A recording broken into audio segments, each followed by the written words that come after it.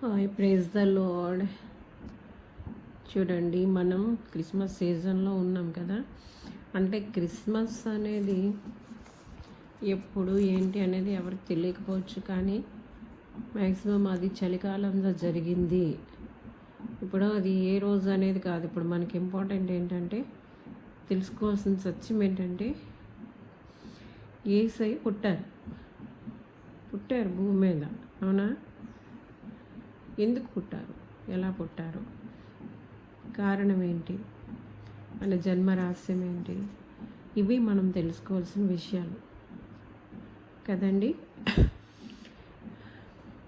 ఈరోజే పుట్టారా, ఎవరు చూశారు అంటే ఇవన్నీ చెప్పాల్సిన వాళ్ళు చెప్తారు, నాకు తెలియదు. కానీ జనరల్గా అది చలికాలం, గొళ్ళల్లో కూడా ఆ టైంలో ఎండ కాసుకుంటున్నారు, మంట కాసుకుంటున్నారు, ఆ పరిస్థితుల్లో అన్నమాట. సో ఇప్పుడు చూడండి, మనం ఇప్పుడు అసలైన విషయానికి వస్తున్నాము.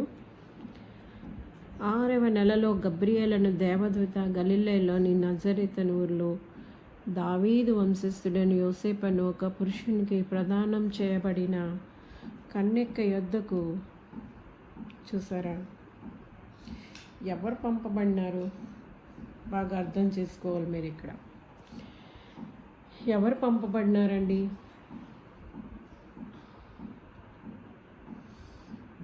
ఒక దేవదూత పంపబడినారు. ఎక్కడికి పంపబడినారు? చిన్న ఊరు అన్నమాట.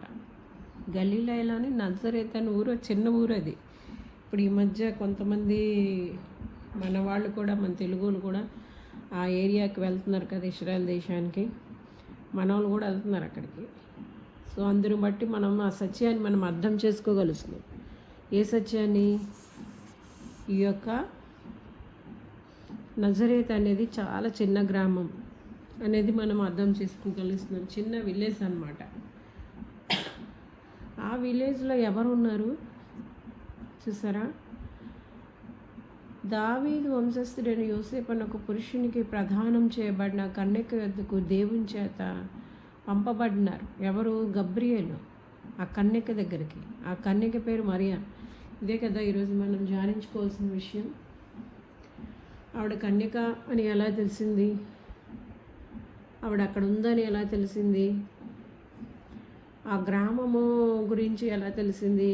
ఎవరు తెలుసుకున్నారు? మీరు ఇక్కడ బాగా అర్థం చేసుకోవాలా.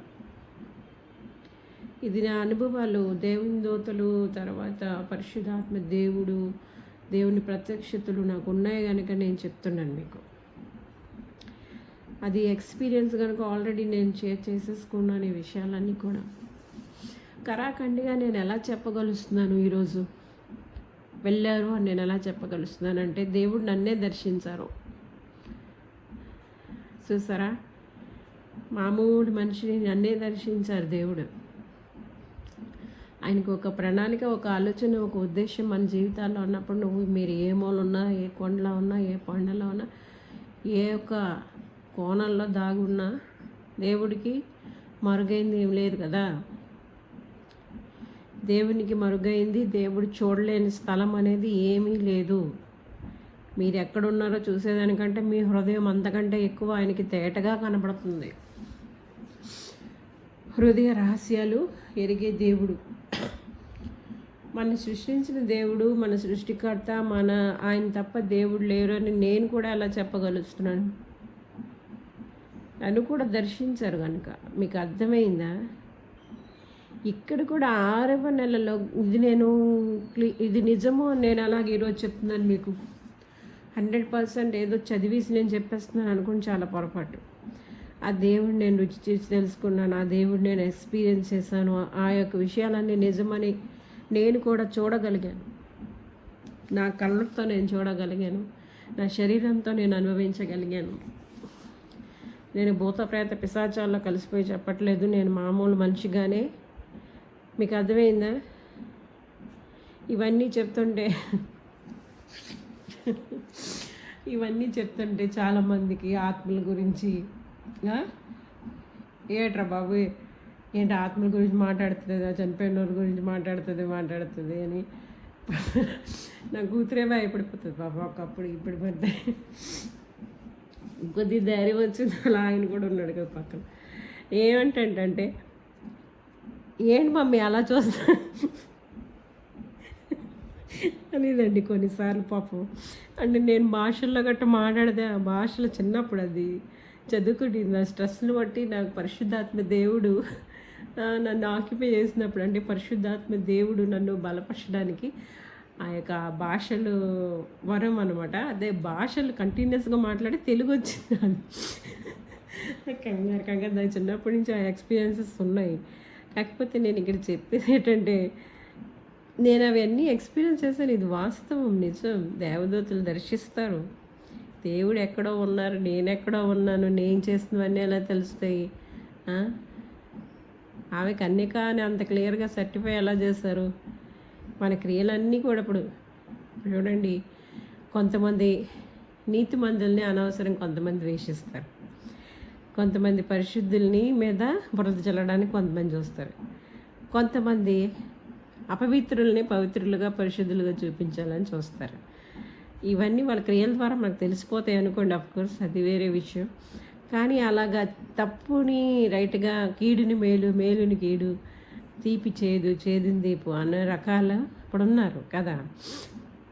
ఇప్పుడు ఎవరు ఎలాగ ఉన్నా సరే దేవుడి చేత సర్టిఫికేట్ మనకు కావాలి. మీకు అర్థమైందా? దేవుడు అనేవారు మనల్ని చూస్తున్నారు. ఆ పైన కూడా చాలా మంచి మాటలు ఉంటాయి. వృద్ధాప్యంలో ఆ ఎలిజబెత్కి గర్భం ఇస్తారు, దేవుడు గర్భఫలాన్ని ఇస్తారు. ఆ జకర్యాని దర్శిస్తారు. ఎక్కడ? అతి పరిశుద్ధ స్థలంలో. అక్కడ కూడా దేవదూత దర్శిస్తారు. దేవదూతనే దేవుడు పంపిస్తారు. మనుషుల దగ్గరికి మెసెంజర్స్కి దేవదూతలు వస్తారు, గబ్రియేలు వస్తారు జనరల్గా. మీకు అర్థమైందా? ఈ అధ్యాయంలో జకర్యాని దర్శించింది కూడా చూసారా?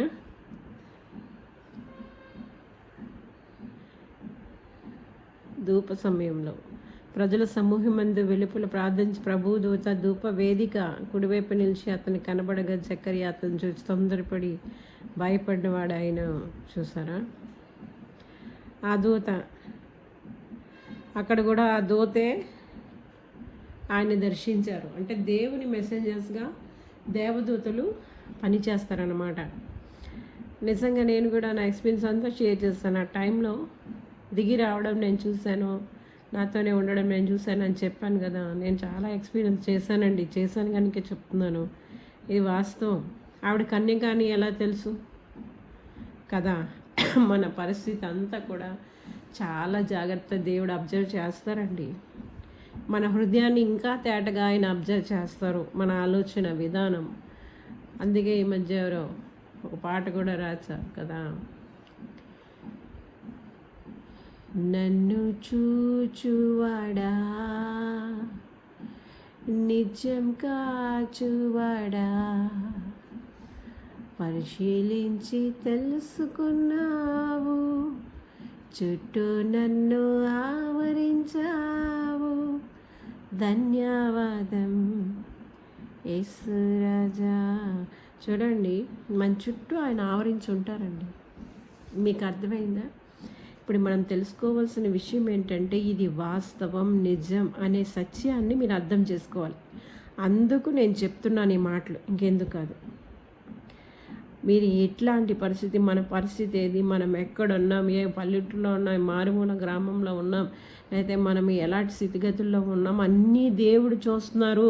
నన్ను చూడట్లేదు అనుకోవడానికి లేదు, నా ప్రార్థనలు వినట్లేదు, నా భక్తిని చూడట్లేదు అనుకోవడానికి లేదు. I'm encouraging you. ఇది వాస్తవం, నిజం, నమ్మండి. మిగతాది కంటిన్యూ చేసుకుందామండి. క్రిస్మస్ వరకు టైం ఉంది కదా. ఆ కన్యక పేరు మరియా. ఓకేనా? Praise Lord. God bless you.